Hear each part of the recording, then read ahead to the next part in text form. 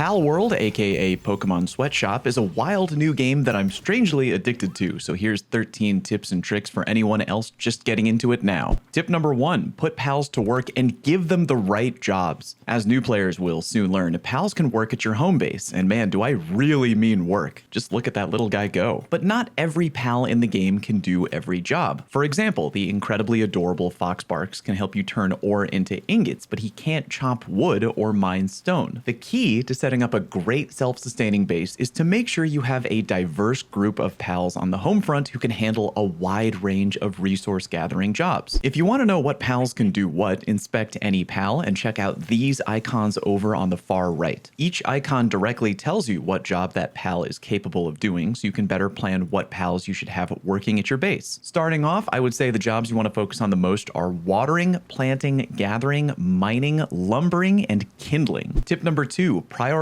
the best early game pals. Now that we've gone over some important early game jobs, let's talk about why they're important and what work-hungry pals can fill those jobs well. Planting, watering, and gathering is a major combo that you should look to get taken care of as early as possible. Here's why. Your pals, believe it or not, need food to survive. And yeah, you can scavenge berries out in the wild like a loser savage, or you can grind to level 5 and make a berry plantation, which is literally an infinite food farm. Berry plantations first require you to plant seeds, then water the seeds to make them grow, then gather to get the grown berries. If you have pals that cover those 3 jobs, they'll grow unlimited food for everyone on repeat forever. The pals you want to look for early on are Liftmonk or Tansy, both of which can handle planting and gathering, as well as either Thwack or Pengullet, who can handle watering. Put them to work at your base and they'll infinitely tend to berry plantations, making sure everyone has unlimited food. Cativas are good to get early on because they have the ability to mine stone, and additional Liftmonks and Tansies are great because they also have the lumbering ability, allowing them to chop wood. TLDR, the best early work pals for food, mining, and lumber: Liftmonk, Tansy, Thwack, Pengullet, and Cativa. Eventually, you'll need a Foxbarks or another fire pal for ingot farming and tool making. Tip number 3, find the best passive skills for work. Passive skills are really important in Palworld, and I didn't know until way too late that these abilities aren't hardwired into each species of pal. And what I mean by that is not every lamball you catch will have the same passive ability. They're all random. And not all passive abilities are created equal. Some are straight up dog water, while others are flat out god tier. If you're looking to have the best possible home-based resource farming operation, not only do you want to have the right pal for the right job, you want to have the right passive ability too. Check it out. At my base, I have an Eiktherdeer, a name I'm sure I'm pronouncing correctly, with the Artisan passive skill, which gives her a plus 50% work speed. She is literally the fastest and most efficient woodcutter we have in the base, and it's not even close. A few other passive skills to look for include Workaholic, which make pal sanity drop slower. Yes, your pals can go insane if they work too hard without relaxing. There's also Diet Lover, where they take a longer time to get hungry, meaning they can work more before taking a food break. Serious also improves work speed by 20%, and Work Slave, good lord with these names by the way, improve work speed by 30% and cuts attack by 30%. Whatever you do though, make sure you're not putting pals with bad working passives at your base, like Musclehead for example, which is good for pals if you want to have them be attackers out in the wild, but horrible for resource gathering. And on that note, tip number 4, catch repeat pal early, meaning don't just catch one Tansy and call it a day. Try to catch a ton of any pal that you plan on putting to work at your base. Again, as mentioned in tip number 3, pals have different passive skills that are randomized when you catch them. Catching more of the same pal means you're getting more of a chance to catch one with a great working ability like Artisan or Work Slave. On top of that, catching 10 of the same pal will give you a quality EXP bonus and is a great way to get extra experience and level you and your pals up early. Win-win. But before we get any further, let me tell you about Geology. They've partnered with me on today's video, so let's thank them real quick. Geology is a 29-time award-winning skin, hair, and body care company whose goal is to help you look and feel better in 2024. New year, new you. If you're worried because you don't know a thing about what to look for in terms of skin and hair products, don't worry, I don't know anything like that either. Geology does the work for you. Their skincare routines are tailored for each individual person, because what works for someone else's skin might not work for yours. Just take a 30-second quiz and their team of dermatologists will literally design a personalized routine just for you that's shipped directly to your door. It doesn't get much easier than that. If you're trying to fight acne, reduce oiliness, or just want a bunch of bomb-smelling stuff, take my word on that, you gotta check them out. 7,000 5-star reviews can't be wrong. Head over to their site linked below and use my code Fallout70 and Geology will give you 70% off their award-winning skincare trial set and up to 30% off one of the skin, hair, and body add-on products when you add it to your trial. Take advantage of it while you can. Thank you, Geology. All right, we back. Tip number 5, build a base near ore. After making sure that food, wood, and stone are taken care of, usually the next resource you want to get on lock is going to be ore. While wood can be taken care of via building a logging site and stone can be taken care of with a stone pit, ore is a little bit harder to come by. The game doesn't currently have an in-base farming method at early levels like the other two options. Because of that, I really recommend trying to build your first real base near an ore spawn, or to eventually build a second base near ore. You see, resources in Palworld respawn over time, meaning that any ore node you physically mine down will eventually pop back up, and if the ore node is near or in your base, that means you'll be able to occasionally just straight up get free ore. The respawn rate isn't crazy quick, but again, every now and then having free ore in your base to melt down into ingots is going to help you advance much faster. Tip number 6, put crates near work areas. So you've set up a PAL resource farming operation and haven't told them about the existence of unions. Good job! But you can make things even more productive by putting crates near a workstation. Reason being, if you don't, PALs are going to waste a ton of extra time by slowly walking all the way over to wherever your crate is so they can drop the resources off before walking all the way back over to the stone quarry or lumber mill to get back to work. By putting crates near work areas, you're shortening the travel time they spend walking back and forth, allowing them to chop and mine and do whatever more frequently. Tip number 7, enhance these stats early. As you level up in Palworld, your player will be able to earn and spend stat points, giving you the option to pick between HP, stamina, attack, defense, work speed, and weight. I'm gonna go ahead and strongly recommend the stats you target early on as HP and weight. Work speed isn't bad, but eventually a lot of your work is gonna be